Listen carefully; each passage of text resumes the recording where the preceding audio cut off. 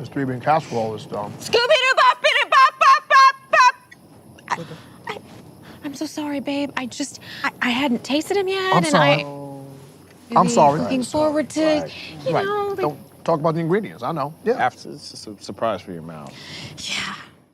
Welcome back to Thinking Critical. This is Wes. We're getting the team back together, doing an old school kind of outside the bleed type of episode as Jonathan Hickman's time on X-Men winds down with his Inferno 4-issue miniseries. We are in issue number 2, so we're at the halfway point. And obviously here with me to do that is the man that's part of the team, Skipntosh. How you doing, Skip? Man, I'm doing all right, man. I always enjoy coming on here speaking comics with my main man Wes, and hearing the comments from the Thinking Critical community. So this one's going to be a conversation for sure. So get your fingers ready to get at us in the comments. Here we go. I'm really hoping you love this issue. Otherwise, we're going to get dumped on pretty hard. I can feel it. I warned everybody to get their fingers ready in the comments, so they got clear warning. Oh, no. I am personally a big fan of comic books, like stories having forward momentum, like moving forward. I think that's really my big issue with this comic book is that a vast majority of it are flashbacks or them sitting at the Quiet Council getting ready to vote. That's got to be 75-80% of the entire comic book. And I guess we'll get to that. Let's talk about the art. Stefano Caselli, who's worked with Jonathan Hickman in the past, specifically at Marvel. I think the two work fantastic together. I love the art. I'm going to say that right up front. This is a perfect pairing. I wish that he had done the entire miniseries and that they had done a lot of work on the X-Men with him before he decided to leave. Absolutely. Well, remind me, was it RB Silver or Pepe Larraz that we're getting one issue from in this series? Pepe Larraz. Pepe Larraz. I like, as much as I've enjoyed Pepe Larraz and Jonathan Hickman's pairing, Stefano Caselli steps in and does not feel like he misses a beat. I really enjoyed it. I will say that there were some panels that I felt were noticeably rushed, but that's kind of the tempo of artists usually when you're working on a series like this, especially one that it seems was kind of like a last minute thing. They got to take their time on the close-ups and the stuff that has more detail. And then when it's a little more of a zoomed out kind of medium shot, they'll kind of rush a little bit more and won't be as tight on them. How can I hold that against them when there were literally panels where I, in a sense, kind of swooned, close-ups on Moira's face even, that I was just like, Stefano Caselli, where you been on my X-Men series life? So I agree with you. He was definitely channeling Hermione Granger through through Moira, which we've seen totally in the past. Mm-hmm. Yeah, love me some Emma. Is that Emma Watson? Yes. Love me some Emma Watson. Yeah. So let's get into the story. So at the very end of the last issue, they were having a quiet council meeting so they could vote in a new member. Mystique shows up and she nominates her wife, Destiny, to be the newest member. Obviously, jaws hit the floor because she's not supposed to be there. And we open this comic book up and they basically explain how it happened. Mystique pretended that they were Magneto to get into his keep, grab the extra Cerebro helmet, go in, and then pretended that they were Charles Xavier with the helmet on, went to the 5, and resurrected after, I believe, getting the soul of Destiny from Mr. Sinister, went and had the, tricked the 5 into resurrecting Destiny, and she'd been resurrected for a month before became present at the Quiet Council meeting before the vote. And then we get a bunch of flashbacks about how the vote has been fixed by Mystique. She has outmaneuvered Charles and Magneto to secure votes from Emma Frost. Who else we got in there? Sebastian Shaw. We got Exodus, I believe. Yep. I think that's all they ended up being. So she ended up securing a bunch of extra votes to basically rig the election and get Destiny confirmed. Mm-hmm. Interesting stuff. Don't know that it needed quite as many pages as they had, and the fact that Jonathan Hickman, had 20-something issues of X-Men to maybe even start the spotlight up rather than to go into here and give such a significant playback of stuff that's already happened apparently. I feel like I just hit the rewind button, like going back through some of this stuff. You were talking about forward progression and it being something that you value very much in comics. These days I'm learning as we're in this comic book community that some people value it more than others, and everybody has their prerogative. That's completely cool. But when you got 4 issues to wrap something up, and there's a lot of expectations and there's a lot of threads that have been set up, a lot of bowling pins to knock down, and it feels like, you got 20 pins left and you got 2 rolls and you were on the line to having a gutter ball and one might have popped in the gutter and popped back out. I don't see Jonathan Hickman knocking out the 710 or the 720 split on this one. He got 2 issues left, and I feel like the story, but man, like it's so weird because it says that Destiny was there for a month, but within the continuity of the story that he's been telling, nothing feels like this story has been taking place within this amount of time. Even the first issue, there just kind of wasn't really a precedent for that to be the case. It seems like Mystique got started on all of this stuff like maybe a few days ago. It's odd, man. I am befuddled at how we've been. I mean, we walked from the garage to the kitchen and we're supposed to be going on vacation. I don't get it. Well, there's also there's some plot points that are really stupid here. So when Mystique basically has Hope put the soul of Destiny into the husk that has been reborn by using the Cerebro that they've stolen from Magneto, Mystique's like, just keep it. It's a gift. You did a good job, kid. And supposedly it's been a month, and Hope never mentioned to anybody, hey, Charles Xavier, who's, come on, thanks for letting me put a soul into somebody. I've got your helmet here. Where did this come from? Who could have pretended to be Charles and looked exactly like him with the helmet on, but wouldn't have been able to put a soul in a body and would need someone else to do it? Oh, it sounds like Mystique. There's like a giant plot hole. Like, they would have known this had happened. I mean, hasn't she been messing up, putting a bunch of souls in other people? I mean, it's her first time using, mobile Cerebro. You can't tell me that every time she had to, that she didn't try to put more souls inside of people. You can't and then Professor, I'll say this. I will leave it to issue number 4 to say it's a plot hole.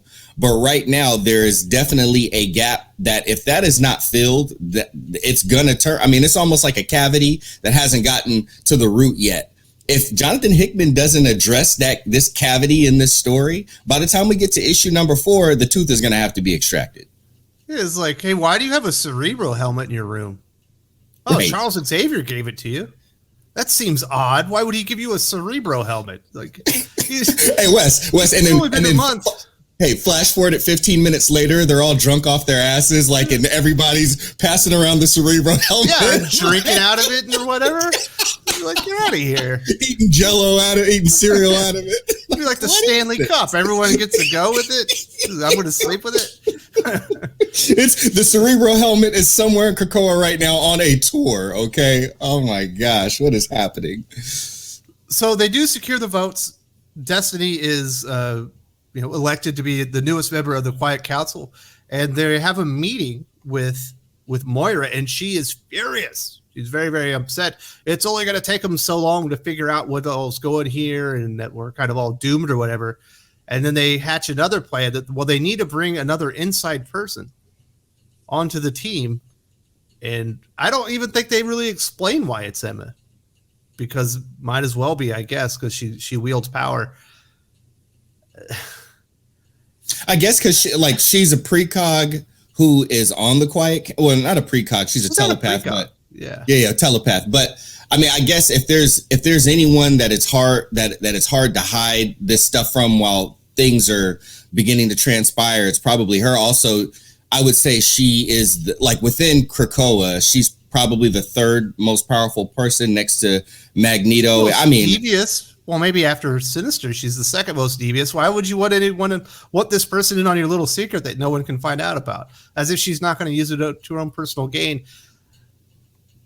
And of course, when she gets the information, she just freaks out and she says, I'll never trust any of you again, which makes sense. She's been lied to for years now. Yeah. I mean, from that aspect, I can buy into the fact that obviously they're in a panic, and I can buy into the fact that they already made bad decisions, and now in a crunch, they're making more bad decisions. I can buy into that, but yet and still, I don't see, and maybe that's part of the story, but trying to find out how this is going to benefit them, or even at that time how it would have, because it was a long shot to get her on the team at that point anyway. But maybe that's also part of it. Like usually when Hickman gets to these parts of the stories, usually it's better fleshed out, but the dominoes start falling in pretty, horrendous fashion. So if we're tapping into that part of his writing where it's just like, this is just where everything goes wrong and things are just going to keep going wrong, and maybe there's a possibility that one thing goes right, but what can go right with it? Like, we already know that they're going to continue this Krakoa, this whole Krakoa saga. So I don't know what can go right for anybody. It just seems like a bunch of wrong. I will say this, overall, this feels a lot less like the continuation of the story that we were supposed to get from Hawks and Pox and on through. And it feels more just like a Raven and Destiny story. And basically the only thing that you're going to get from Magneto and Professor X is that they're going to get hung out to dry. But this feels like just a revenge tale for, I know he's fond of Mystique. He's mentioned it in interviews, but all it feels like is a Mystique revenge tale. Well, there are other aspects of the story that I was actually more interested in, Nimrod specifically, Orcas. Devo, everything happening on Orcas. And there is a small visit there. You get a little taste of it, then they take it away as, I guess, Mystique infiltrates their Paris location and gets transported up to the Orcas to see what they're working on. And apparently they're going to harness the power of the sun to show the mutants that terraforming Mars wasn't a big deal. Mm-hmm. What are they going to do with the sun here? Doc would say throw this whole entire story into it. So, wash your ass. Shout out to Doc. But what are they? I don't know what they're going to do with that. I literally don't know what they're going to do with the sun. Like it. If it has, the only thing I can think is maybe it has something to do with magnetic polarity, and I have no idea. I literally don't know why that's relevant. Harness the power of the sun to only attack mutants. I don't know how that's going to work. They said they were going to do like a cleansing or something, if I remember correctly. Yeah. Colon cleansing of this shitty story that I can't believe I'm saying from one of my favorite writers, but it's just ridiculous. But I agree with you. With the only parts that I was interested in that felt good to me it was the same thing as issue number 1, is everything dealing with Orcas, everything dealing with Devo, everything dealing with how do I forget her name again? The Omega Sentinel? Omega Sentinel. I don't remember seeing Alia Gregor in this, but everything to do with them and AIM, who's working with S.H.I.E.L.D., who's working with Hammer, everything to do with that, I'm super interested in. And everything else is just like, it's not really going very far. It's boring. I'm interested in the Destiny Mystique stuff, but they just didn't go anywhere. We're almost at the exact same place when this issue ends as where it begins. They're just at another meeting voting someone else in. Wes, literally as it was getting close, I was like, checking the pages, how many more pages I have to go. Anytime I'm doing that, that's not a good sign. Yeah, because you're expecting something. And I literally said to myself, and I can't believe this, it messed me up inside to think, they better not end at the goddamn council again. If they end at the damn council again, I'm going to throw my iPad. Luckily, I didn't throw my iPad, but that's where they ended. Okay. All right. It's not like Jonathan Hicks is going to send you a couple $100 to get you a new iPad. Yeah, you're right. He probably won't. Although I would definitely bill him. I would freaking bill him. Yeah, it was just a frustrating thing. We did get the reveal to Emma in her reaction. That was like 2 pages. This thing could have been tightened up a lot. We could have gotten so much more information on what was happening in Orcas and really fleshed out some other parts of the story. We do get a big subplot at the end where they are voting in a new member of the Quiet Council, and it's Colossus. Yeah, hipster Colossus, bro Colossus. Yeah. Hey, quick question on that, by the way. When he takes on his metal form, wouldn't that shave his face? No, it's like filings. You know what I mean? Is that how it works? I figured the metal, and like if his pores are exposed, doesn't that technically leave him exposed, like to a degree? I don't know. Anyway. He's got the beard, metal on metal shaving. I don't get it. The only thing I took from that is, I guess the X-Men was so boring to me that when I dropped, and Marauders and all that stuff, that when I dropped off, and even X-Force, when I dropped off, something happened with Colossus that I just don't understand. And maybe that's why this is relevant. You have been reading X-Force? Oh, no, I stopped X-Force before I stopped X-Men. Okay, so Colossus is currently like under a spell of a character called the Chronicler that's working for his brother. I can't remember his brother name right now, but basically the Chronicler writes something and Colossus has to do it. Like the Chronicler writes, you break your fiance's neck and he kills her, kind of thing. So whether that's playing into here, you would imagine that it would. I imagine that's why it was supposed to be a big reveal, because he's kind of a secret agent unknowingly. Like a puppet. Yes. Okay. All right. When I saw the big reveal, I was like, I wonder who it is. And they kind of showed the outline. I was like, oh, wow, it's going to be Apocalypse? Like, I didn't see that character returning. And then it was Colossus. So I was like, whoop-de-doo, Basil. Exactly. I was just like, okay, like Apocalypse would have been interesting. Colossus, because he's under some spell, or like, and who knows if Jonathan Hickman's even going to pick that line up? Like, exactly. It's probably something stupid. It doesn't feel like they're at the same points of time. There was a subplot with Sage, right? Something with Sage. Oh yeah. Well, I think it's just that she walked away from like, she went on break and just Mystique, like, took on her form and then used her voice and credentials to be able to hack to get into the to get to Paris, and then from there. That's what it was. Yeah, to get into the Louvre, because she was going up to the Orcas. Yes, exactly. I was like, is there another plot in there? And then like, you're right. No, not really. If like he needs to stop. Like, don't do any more new stuff. No. Just like Hickman, don't cook dinner again. Finish your leftovers, young man. Okay, it's time to wrap it up. Yo, wrap it up, B. Wrap it up, yo. Like, what is going on? Oh.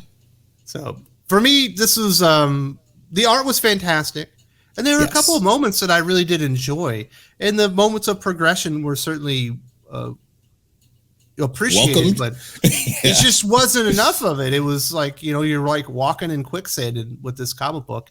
And like you said, it's 4 issues. We are 50% away through the story that you're telling here, and it doesn't feel like it started. You introduced the plot point that Destiny's here. Destiny, she, Mystique played the game and got her voted onto the Quiet Council. What's going to happen next? It's like, well, you've only got 2 issues now, because it took you two entire issues to tell that, like, basically plot point. And that's and technically more than 2 issues, because these things are like 40 something pages. Yes. So like he has extra pages. Like if issue number 4, it isn't like a 98 page giant mega, zippity zip issue. This thing is gonna fall flat on its beak. Like I am at the point, like, I'm only gonna read the next one, so I can come on here and talk to you about it and like engage with the Thinking Critical community in the comments. But outside of that, I'm literally not looking forward to issue number 3. I am over this. I'll be honest, X-Men's. I mean, I know you're already kind of like signed up, but they're putting me in a position to make some decisions. It's like I can only cover so much stuff that I don't enjoy. It's facts, man. Like I take my hat off to you. I take my hat off to you and Doc. You with all of this stuff that you cover that you don't necessarily love. Doc, we know how diehard of a He's Marvel. gonna have an aneurysm. dude, I'm worried for him. I don't know if he's gonna make it past Saturday. We may hear salt. Doc implode. Your blood pressure is going to be too high. Let's stay off the salt. yeah, we're gonna have to be calling a doc for him because his cholesterol is gonna be so damn high because of how salty this book is gonna make. I hope can his LCS just act like a diamond snafu happened and they just didn't get this book? Can Doc just never? We're just never gonna we're never gonna get that copy. I'm sorry, buddy. Sorry, Doc. It's not coming in. So I don't recommend this. It's not. Like, you can pick up the next issue from where the last one ended, and I think you'll be fine. You'll have a couple. It'll probably flash back and tell you everything that happened in this one. Probably. Oh my god! Like Lord forbid we get issue number 3, and it's the Ten of Swords effect, where it's just a long, overdrawn recap of 2 scenes that happened from issue number 2. Like. Gosh, Hickman, he has checked out. I firmly believe he wrote this. It feels like he wrote it, but it doesn't feel like he cares at this point. I think he just wants to be done. And that's how he's making us feel. We just want, I mean, and if you're enjoying this story, if you are enjoying, and I don't mean just enjoying the book, I don't mean you're just enjoying X-Men. Like, because I get it. There's some of you out there that you just love these characters. You just want to spend time with these characters, and that's good enough for you. And I'm not here to bash you about that. But I'm talking about the story. I'm talking about, like, not who's in it, but who's in it and what they're doing and what's going on and what that amounts to. If you're enjoying this story, I wholeheartedly would love to hear why in the comments. And I'm not asking that so I could try to argue against you. We need another perspective. Because I'm not Doc, seeing he'd be probably madder than us.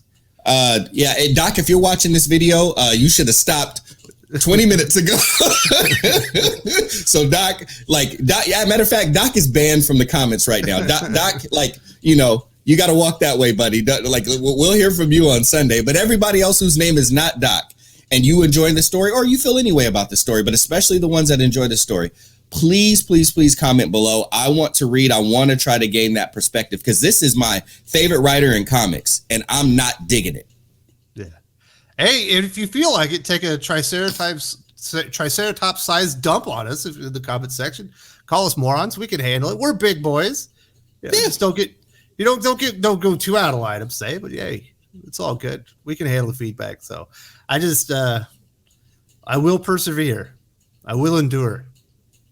That's what it feels like I have to do to get through this fucking story. I'm in your corner, man. I'm like, you got to keep swinging, champ. You got to keep swinging. And you're like, cut me, Kurt. Just cut me. All right, Wes. Like, man, this is tough, man. This is what we got to rally around each other to get through this one. I'm glad it's New Comic Book Day. I'm about to go read some Ice Cream Man and wash the taste of this book out of my comic book loving mouth. All right, Skip. We'll see you next time there's an Inferno, and I'm sure you'll be on the aficionados even before that. Oh, you know it. Expect to see me. See y'all in the comments. Later, brother. Later.